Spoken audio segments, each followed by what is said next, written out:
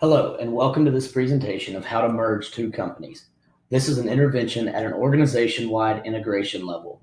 Today, we will learn what mergers and acquisitions are and how two companies combine to form a single company.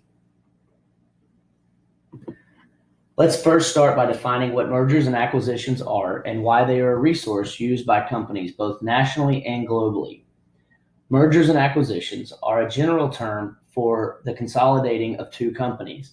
There are several types of transactions for combining companies, which are mergers, acquisitions, consolidations, purchase of assets, and management acquisitions.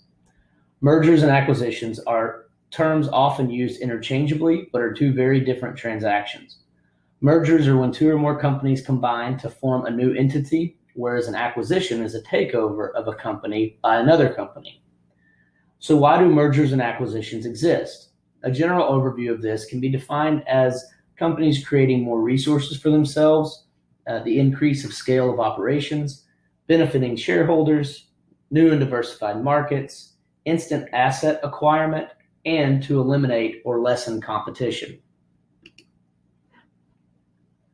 Now let's look at some features of what we can expect from a transaction. In any merger or acquisition scenario, communication is the foundation of success. Lack of communication or poor communication can be and is often the reason for failure. Transparency is an absolute necessity for any merger or acquisition, and typically this transparency is allowed through non-disclosure agreements, as there is much confidential information being distributed and analyzed. Growth and development is the most common purpose of a merger or acquisition, and this can be accomplished through very defined goals.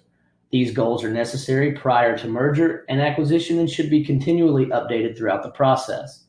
Replacement cost and discounted cash flow are just two of many ways of assigning value to a company.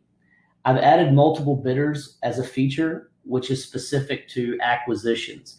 This is essentially the best place a seller can be, as multiple bidders will allow for a higher sale price, thus benefiting the seller. Now let's look at some pros and cons through strengths and weaknesses. A peer-reviewed article from Walden University states, to remain a dominant player or an industry leader, companies must achieve real growth, and mergers and acquisitions are an external mechanism for organizations to achieve this growth. Business leaders use the merger and acquisition process to expand their company portfolio of products and processes and to enter new technologies and regions. However, because of information asymmetry and dynamic change of environment, it is difficult to arrive at expectable purpose of growth through mergers and acquisitions.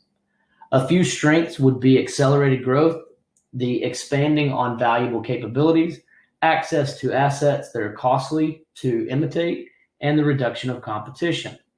Some weaknesses are, as the peer review article also states, 70 to 90% of mergers and acquisitions fail. This failure can be due to some business leaders who lack strategies to conduct successful mergers and acquisitions, uncertain outcomes from the merger or acquisition, and they are subject to the business leader's perception of the world around them. So imagine this. Let's look at a potential applicable scenario. In this example, we will use two nationwide home builders who combine forces. I will play the role of intervention specialist. The first step I will take is evaluation. Can our organization benefit from a merger or acquisition? Which competitor is most beneficial? Why is this competitor beneficial? What are the associated risks and what are the associated gains? For this example, I will use the most common and most simple reason for merging, which is the elimination or reduction of competition in the marketplace. For example, my client, who is a nationwide home builder, is seeking to merge with a competitor who is more dominant in markets where my client wants to expand. Merging these two companies would be instant growth and an extremely viable solution for acquiring an already developed market. Next is to define our critical path. The first step in this is having two companies discuss whether a merger or acquisition is the better transaction. The deal is made and we land on merger as the proper way forward. Financing this merger is secured, and finally we execute the plan. For the execution phase, the first step is to establish clear communication lines and making staffing decisions as far as who stays and who goes. For example, a company will not have two CEOs. Divisions of labor are established, who does what, when they do it, and where they do it. Very importantly, supplier and manufacturer deals are then structured due to the changes in size and scale of the now unified operation. And finally, profits and losses are divided out among employees and shareholders. In conclusion, an evaluation must be completed prior to any transaction by asking the right questions and clearly defining the answers. Secondly, we create a solution by defining the critical path and explain the challenges to the path while creating backup plans when that path is altered. Once our plan and processes are in place, we will execute the transaction by following the steps of the critical path, and again, most importantly, developing clear lines of communication, both internally and externally. Lastly, as an intervention specialist, I must measure the effectiveness of the transaction by evaluating the process, the qualitative outcomes, as well as the quantitative outcomes.